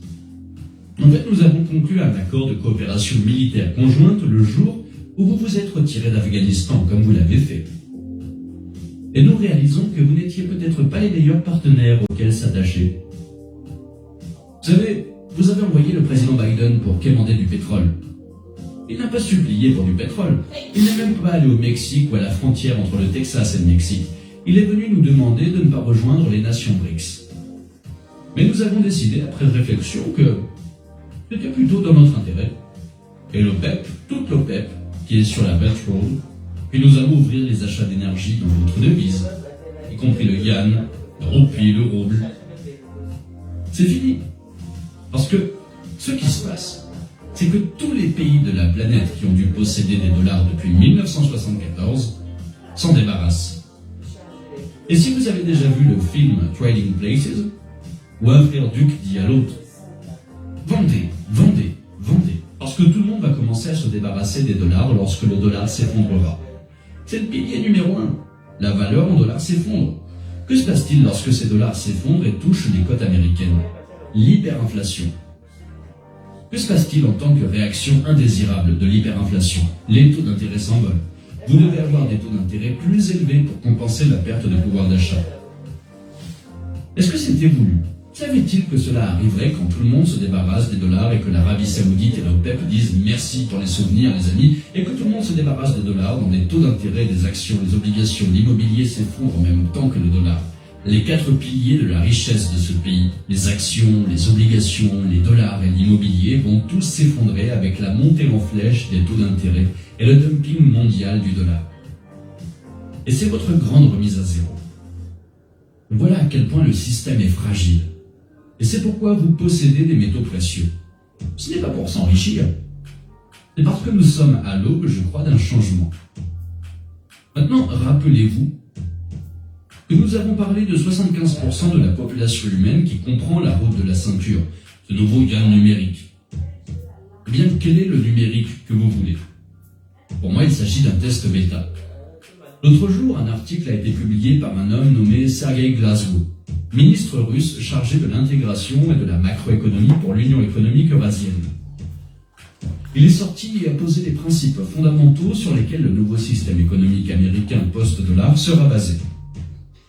Et il poursuit en disant, et je cite, qu'il ne sera pas basé sur une monnaie particulière, comme dans l'ordre de Bretton Woods, mais plutôt sur un panier de monnaies locales liées plus profondément à un éventail de produits réels, tels que l'or, d'autres métaux précieux, les céréales, les hydrocarbures, le sucre, etc.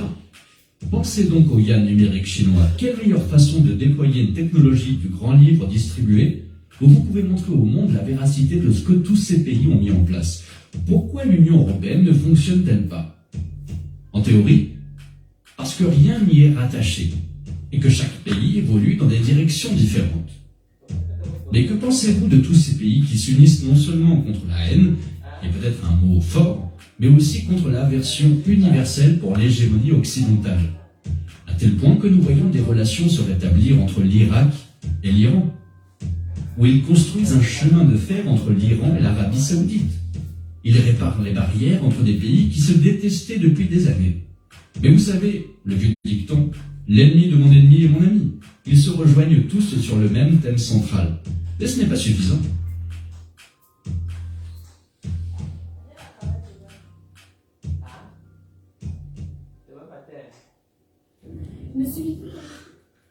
L'Iran, l'Irak, l'Arabie Saoudite construisent un chemin de fer.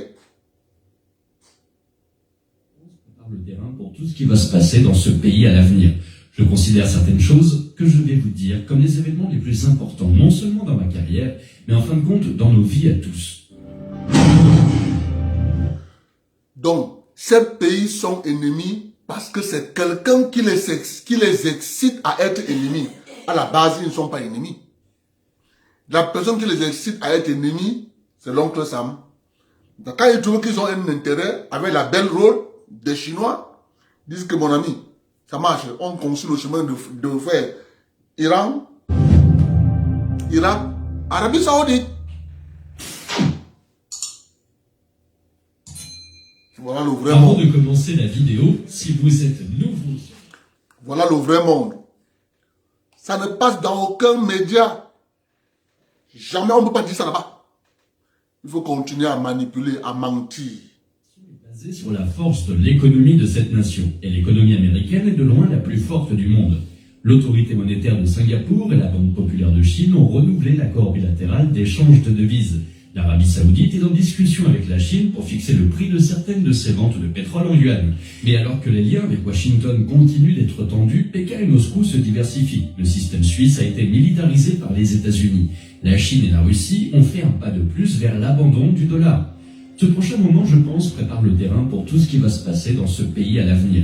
Je considère certaines choses que je vais vous dire comme les événements les plus importants, non seulement dans ma carrière, mais en fin de compte dans nos vies à tous. Et je veux que les gens qui regardent ça se demandent pourquoi. Pourquoi je ne suis pas au courant? Parce que, vous savez, c'est très, très important. Les BRICS sont importants pour l'avenir du monde.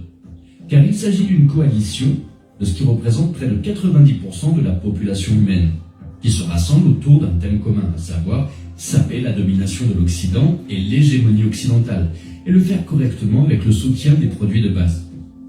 Je remarque vraiment que les choses ont commencé à changer en 2017. Vous savez, sorti de nulle part, la Bundesbank allemande a fait tout un plat du rapatriement de son or en 2017.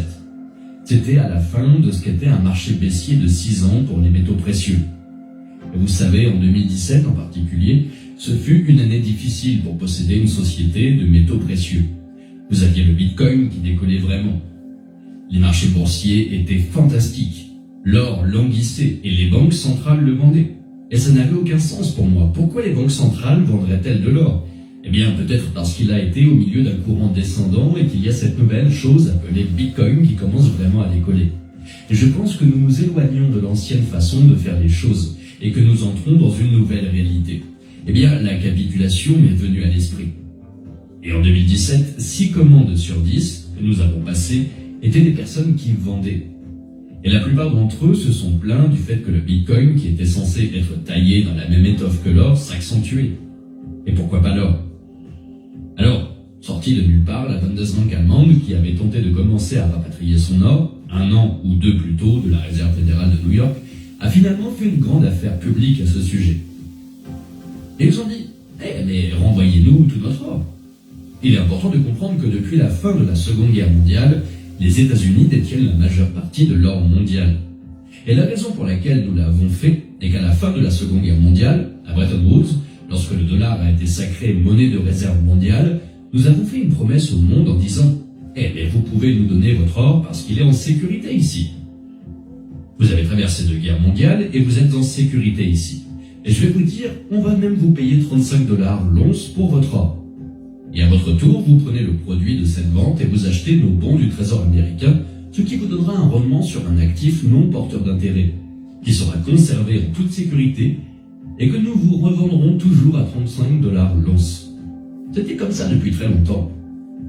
Et au fur et à mesure, nous arriverons à ce moment où tout a changé.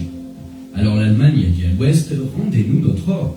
Et quelques semaines plus tard, la Banque d'Autriche, la Banque de Hongrie, la Banque de Turquie, la Banque nationale tchèque, la Banque nationale néerlandaise, toutes ces banques ont fait de même et ont dit la même chose. Rendez-nous notre or. Et ils l'ont dit non seulement à la Fed de New York, mais aussi à la Banque d'Angleterre. Nous voulons rapatrier notre or. Et c'est vraiment étrange en ce moment, car nous sommes au milieu d'une baisse de l'or qui dure maintenant depuis 5 ou 6 ans. Et les banques centrales rapatrient leur or. Et maintenant que mon intérêt est piqué dans les discours que je donne, je dirais qu'il se passe quelque chose ici. Les banques centrales augmentent tranquillement leur savoir en or et les rapatrient même lorsque l'or ne fait pas grand-chose. En 2018, il y a plus d'or dans un groupe qu'au cours des 60 années combinées précédentes. Alors maintenant, il se passe vraiment quelque chose. Ces banques rapatrient leur or de la Fed et de la Banque d'Angleterre et en achètent maintenant de grandes quantités. C'est vraiment intéressant. En 2019, ces chiffres ont augmenté de près de 100% en termes d'achat de la Banque centrale. C'est vraiment en train de s'accélérer. Les banques centrales ont non seulement rapatrié leur or, mais elles l'achètent maintenant vraiment. Tu sais, j'aimerais que les gens qui regardent ça se demandent combien de choses je sais vraiment finalement. Et demandez-vous, les médias qui sont censés nous dire la vérité, nous disent-ils vraiment ce qui est important ? Parce que je considère certaines des choses que je vais vous dire comme les événements les plus importants, non seulement dans ma carrière, mais finalement dans nos vies à tous. Et pour ceux qui ne l'ont pas fait, nous allons commencer à parler de ces événements substantiels et significatifs qui auraient dû être remarqués par le public et qui ne l'ont pas été. Et je veux que les gens qui regardent ça se demandent pourquoi. Pourquoi je ne suis pas au courant ? Parce que, vous savez, c'est vraiment très important de savoir tout ça. Et en 2019, après que les banques aient massivement accumulé depuis 2 ans et demi et rapatrié tout leur or, vous devez vous demander où ils ont eu vent de ce que je vais vous dire. La Banque des règlements internationaux, qui est la banque centrale ou la banque centrale de Bâle, en Suisse, en avril 2019, a discrètement reclassé l'or comme le seul autre actif de réserve de niveau 1 dans le monde. Or, depuis 1944, à la fin de la guerre, il n'y avait qu'un seul actif reconnu par les banques centrales. Et c'était le dollar américain et les bons du Trésor. C'était un actif sans risque. Et voilà que tout à coup, ils font passer l'or de la catégorie 3, où seulement 50% de la valeur était inscrite au bilan, à la catégorie 1, où il est aussi bon que les liquidités ou égal aux liquidités.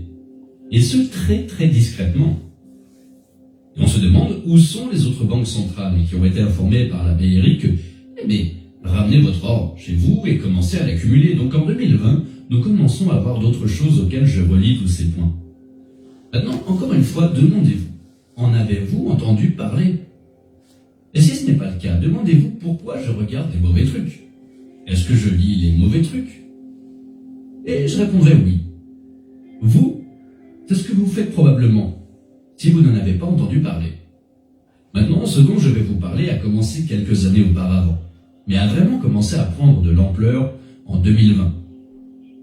Et je considère que c'est peut-être l'événement le plus important dans la plupart de nos vies jusqu'à présent. Et c'est là le fondement de l'initiative ferroviaire chinoise, Belt Road.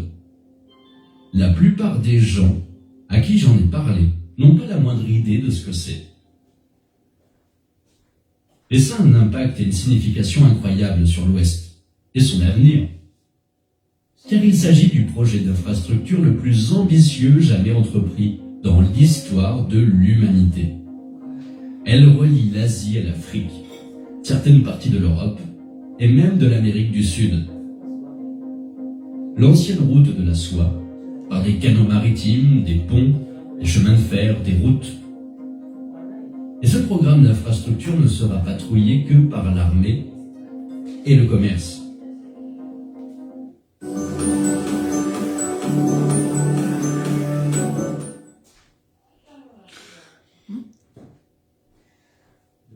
Sous des stéroïdes.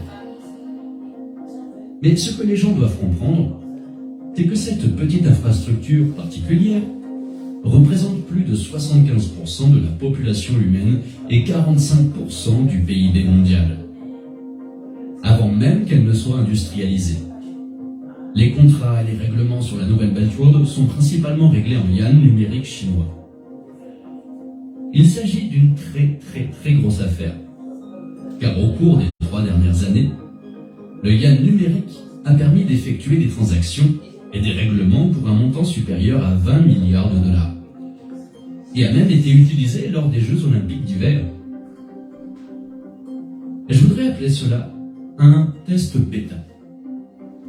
Nous y reviendrons au fur et à mesure que nous avancerons, mais c'est une affaire vraiment importante où 75% de la population humaine commence à être endoctrinée dans une nouvelle monnaie, dans un nouveau système de règlement. Cet ambitieux projet d'infrastructure est dépourvu de participation américaine et de règlements en dollars. C'est comme Marco Polo et la route de la soie. Je veux dire, c'est à quel point c'est important. C'est ce qu'est Marco Polo. Je suppose qu'il a voyagé de l'Italie jusqu'en Chine, puis il a commencé à relier les ponts alors que les Chinois entreprennent en utilisant leur monnaie numérique de la Banque centrale. Un actif numérique soutenu va faire que 75% de la population mondiale passe aux Chinois. Et c'est vrai. Et attendez que j'en vienne à ce qui s'est passé ici. Quand j'arrive en 2022, c'est plus significatif. Vous verrez quand nous y arriverons, ça vous sautera aux yeux. C'est évident quand vous regarderez. Et c'est un gros problème. Et c'est le début de l'infrastructure externe et interne qui, je pense, pose les bases d'une dollarisation massive. Mais nous y reviendrons dans un instant. D'autres choses commencent à se produire en 2020. Des choses qui me font dire, mais je suis sur quelque chose ici, non? Sans aucun doute. Maintenant, sorti de nulle part, le Fonds monétaire international.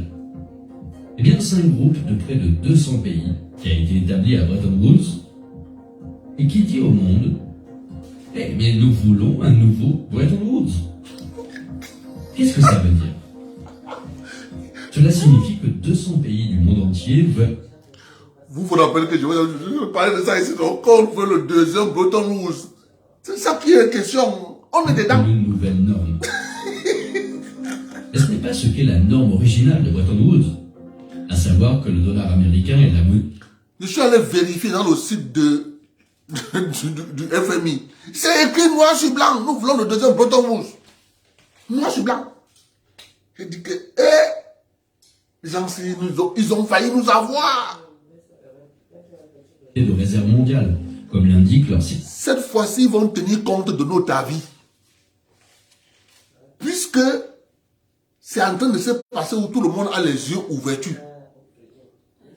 Ça ne se passe plus comme c'était à l'époque où c'est la France qui est partie s'asseoir et dit je parle à leur nom. Web. Nous demandons un nouveau Bretton Woods, quoi que ça veuille dire. Mais ça a vraiment commencé à me faire penser des bons sens, vous savez. C'est plus gros que ce que je pensais. Quand vous avez 200 pays du monde entier, en plus de l'initiative Belt Road, en plus de l'or reclassé au niveau 1, en plus de toutes les banques centrales qui rapatrient leur or, maintenant le FMI veut de nouvelles normes. Maintenant je suis convaincu qu'il se passe quelque chose. Et c'est encore un peu plus profond que ça. Bien sûr, en 2020, les banques centrales continuaient à accumuler massivement de l'or. Je veux dire, en accumuler copieusement. En particulier, vous savez, la Russie, la Chine et l'Inde. Et les membres des BRICS sont les plus grands. Vous avez la Russie, la Chine, l'Inde, l'Afrique du Sud. Et ils continuent à l'acheter. Mais ensuite, nous voyons quelque chose sur le marché COMEX. La bourse des matières premières aux États-Unis, qui est sortie de nulle part. Et sans entrer dans les détails, disons simplement que chaque semaine, le marché COMEX, la bourse des matières premières, publie un rapport. Ce rapport s'appelle le Common of Trade-off Report. Et le rapport sur l'engagement des négociants, que j'ai suivi toute ma carrière, montre le positionnement long ou court des plus grands négociants sur la bourse. Et typiquement, ce ne sont que les banques commerciales, les spéculateurs, qui sont les fonds spéculatifs. Et si l'un avance, l'autre recule et vice-versa. Il s'agit d'un jeu à somme nulle, pour ainsi dire, où les fonds spéculatifs qui gèrent l'argent sont longs, les banques commerciales sont courtes et vice-versa. Et c'est tout ce qui figurait dans le rapport d'engagement des commerçants jusqu'en 2020. Sorti de nulle part, il y a une nouvelle liste de rapports sur l'engagement des commerçants. Et je dirais que ce sont les négociants privés les plus informés et les mieux financés de la planète. Et la plupart des transactions que ces personnes faisaient sur le COMEX étaient effectuées par un instrument appelé Globex, qui leur donne un peu plus d'intimité et d'anonymat. Donc personne ne sait vraiment qui ils sont. Mais ce qu'ils ont fait en 2020 s'inscrit désormais dans le droit fil de ce que font les banques centrales. Ils retiraient le métal des échanges. Maintenant, c'est devenu un casino. Et ce qui s'est passé en 2020, les autres ont commencé à drainer le marché COMEX de l'offre physique.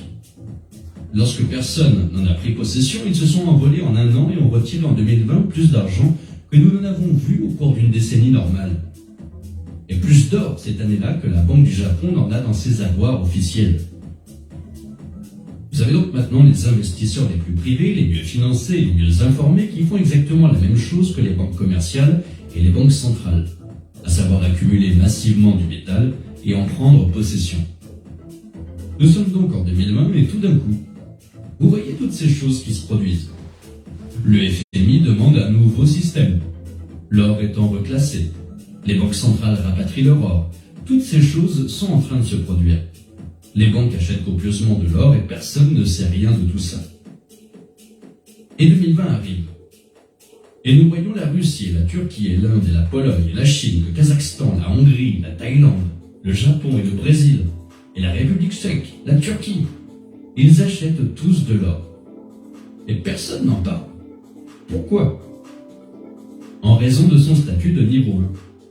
Quoi qu'il en soit, 2021 arrive, et je vais maintenant revenir sur ce dont nous avons parlé, à savoir que le dollar est la monnaie de réserve mondiale. Le dollar était donc soutenu par de l'or en ce qui concerne les gouvernements. Nous vous promettons que tout objectif que nous détenons pour vous, vous pouvez changer vos dollars ou même seulement les dollars que vous possédez. Vous pouvez les échanger contre de l'or à un taux fixe de 35 $ quand vous le souhaitez. Alors maintenant, nous allons parler d'un événement qui s'est déroulé vers la fin de la guerre du Vietnam. Le président français de Gaulle s'est rendu compte que nous émettions plus de dollars en bons du trésor pour financer la guerre que nous n'en avions d'or pour garantir ses promesses. Il a donc envoyé des navires de guerre remplis de dollars dans le port de New York et a dit au président Nixon « Nous voulons récupérer notre or en échange de ces dollars. » Et nous lui avons donné. Et il a signé une très grande partie de l'or détenu par le Trésor américain. Et à ce moment-là, Nixon a dit « Ok, c'était en août 71. » La fenêtre s'est fermée temporairement, mais elle ne s'est jamais rouverte. Donc ça a été un long moment temporaire. Mais nous sommes revenus sur notre promesse au monde. Et c'est à ce moment-là que le dollar n'était plus soutenu par elle.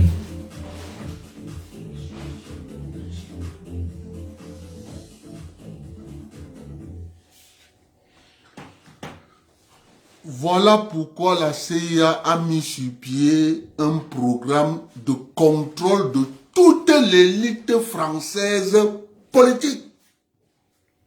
Après l'acte du général de Gaulle, la CIA a mis un grand projet du contrôle de toute l'élite française politique, politico-administratif. Tous. La naissance des Young French American Leaders. Voilà M. Macron. Il n'a pas pour rôle de sauver la France.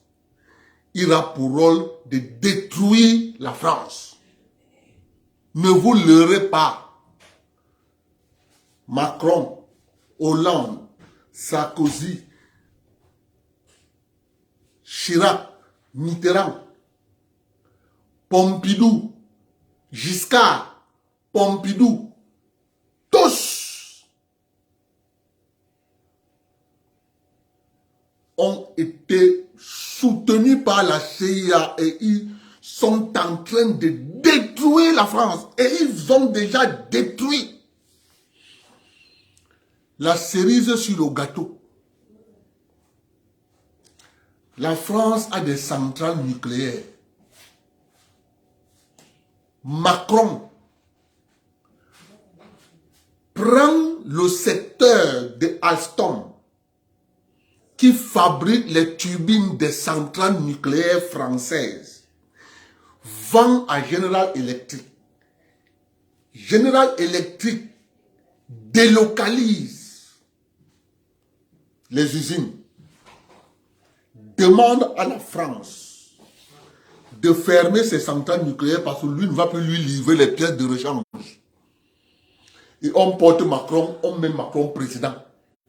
Ne vous leurrez pas, la France va être démantelée, détruite à cause de l'acte du général de Gaulle.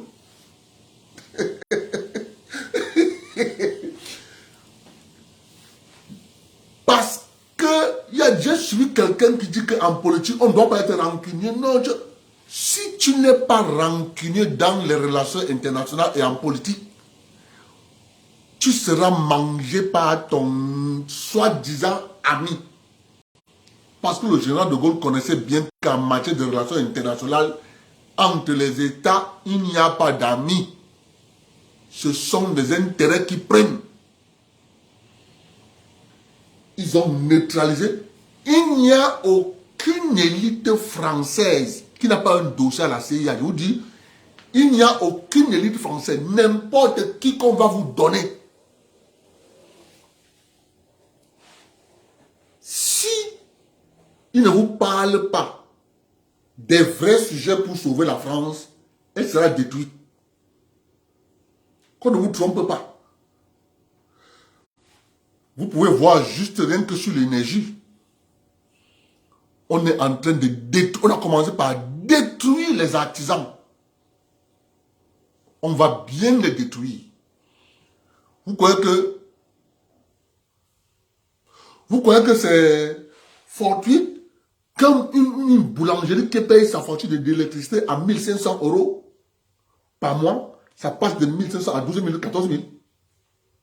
Vous croyez que c'est pour rien? Derrière ça, il y a le démantèlement de la France. N'oubliez pas une seule chose. Dans l'histoire, les Américains ont toujours eu du respect pour la France.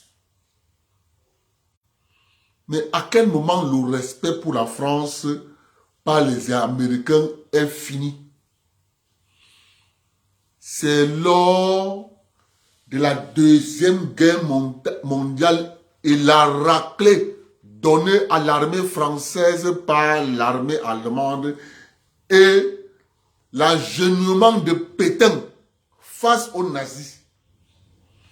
D'où l'estime qu'avaient les Américains pour le peuple français a disparu. Ils ont décidé de mettre sous coup la France. Le général de Gaulle qui a voulu donc rebâtir la fierté française, lui ayant compris le jeu des Américains, a d'abord dit aux Américains quittez la France, rentrez chez vous. Parce qu'il avait compris très tôt le jeu des Américains qui voulaient faire de la France ce qu'ils ont fait à l'Allemagne. Un protectorat américain. Ils n'ont pas réussi de faire de la France un protectorat américain, mais ils ont réussi de faire de la France un protectorat américain de tous les hommes politiques français. Tous les hommes politiques français sont des propriétés de la CIA. Sont des propriétés de la CIA. Tu ne peux pas lever ta tête, on sort ton dossier. Tu parles fort, on sort ton dossier. Dehors. Donc tu sors la bouche. Allez. C'est pour ça qu'ils ne peuvent pas parler. C'est pour ça qu'en France, aujourd'hui, ce sont les médiocres qui sont aux affaires. Vous avez un type comme Attali. C'est le plus médiocre des hommes, des économistes français. C'est le plus médiocre, je dis bien le plus médiocre, Jacques Attali. Mais celui qu'on parle partout, président de telle commission, c'est le plus médiocre des hommes, des économistes français. Celui qu'on a pris, on a donné à Mitterrand. Il a mis le plan de destruction de la France, Attali. C'est ça la vérité. Le plus médiocre. Mais il y a des économistes français comme les Jovanovic, les Delamare, les Charles Gave, il y a un autre jeune là qu'on ne veut pas entendre parler. Tu as ceux qui sont là en France. Il s'appelle qui? Si c'est Marc Toiti, Marc Toiti se rend compte que maintenant, les gars sont en train de détruire la France, il est obligé de parler. Il faut les suivre, tous ces gars. Ils sont là. Ils pleurent au niveau des réseaux sociaux. On est en train de tuer leur pays. C'est dans le système qu'on a voulu nous donner au Cameroun. Et le président Biya, le fait qu'il a mis long, est en train de creuser la fondation. Que je sois là ou pas, ça va rester tombé. C'est ce système qu'on a mis au Cameroun.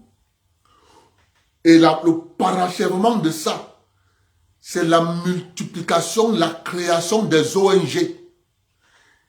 Lorsqu'un Camerounais vous dit « je suis président d'une ONG », vous devez lui considérer comme votre ennemi. Vous devez savoir que les ONG ont un rôle, c'est de démanteler vos États. Au détriment des multinationales. Donc lorsqu'un Camerounais vous dit que je suis président d'une ONG, considérez ce Camerounais comme votre ennemi. Parce qu'il veut détruire votre bien en commun. Quel est l'État? C'est ça la vérité. C'est ça la vérité. Alors on a créé des organismes de transparence internationale, des machins pour vous faire ce qu'on appelle de la distraction au moment où on est en train de creuser le soubassement de vos républiques. Pour qu'ils tombent au moment venu comme les châteaux de cartes.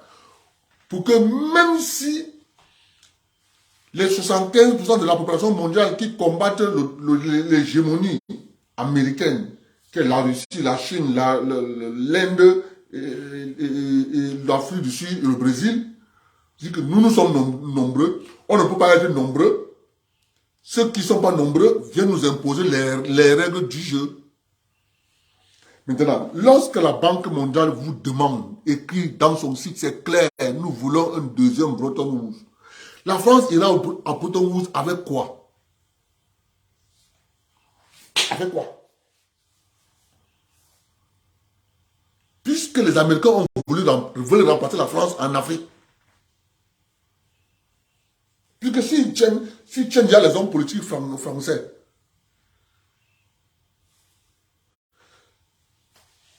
s'ils tiennent déjà oui, ils disent que aussi fait partie des gens qui crient tous les jours. Ils sont en train de détruire la France. C'est la vérité. Nous, on est obligé de parler comme je parle là. Parce que lorsque vous ne comprenez pas toute cette architecture qu'on a mis sur pied, c'est depuis longtemps que les gars ont mis ces plans, ils ont créé les organismes ONU, UNESCO, OMC, toutes ces organisations ont un seul but. Le contrôle.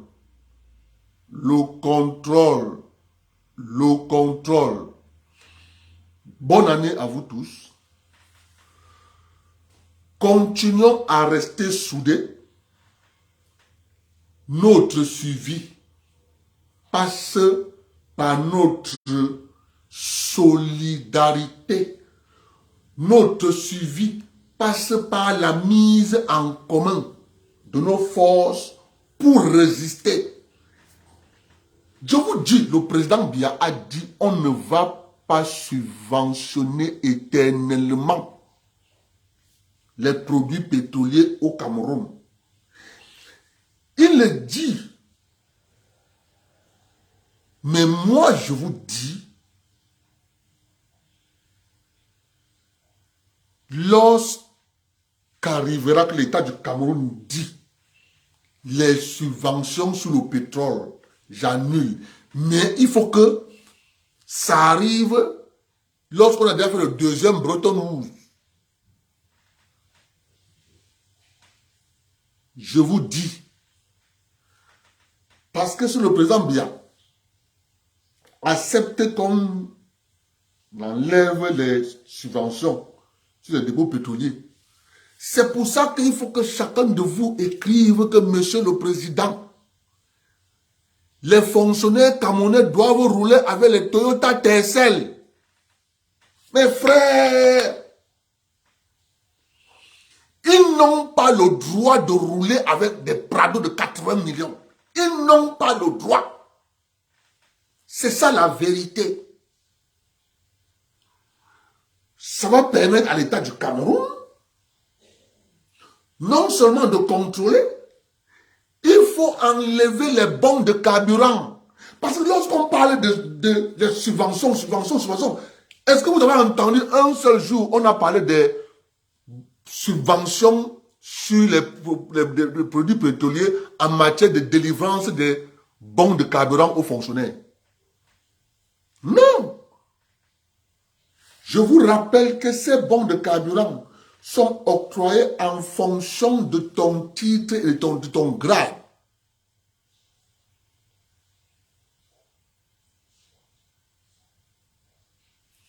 Bonne et heureuse année. Au revoir à vous tous. Moi, je fais mon travail. Je ne pourrai jamais me fatiguer. Parce que je connais ce qui nous attend. Si on tomberait dans le piège, c'est qu'ils ont fait du Cameroun la Côte d'Ivoire. Clair et net. Bonne année à vous tous. Que Dieu vous bénisse.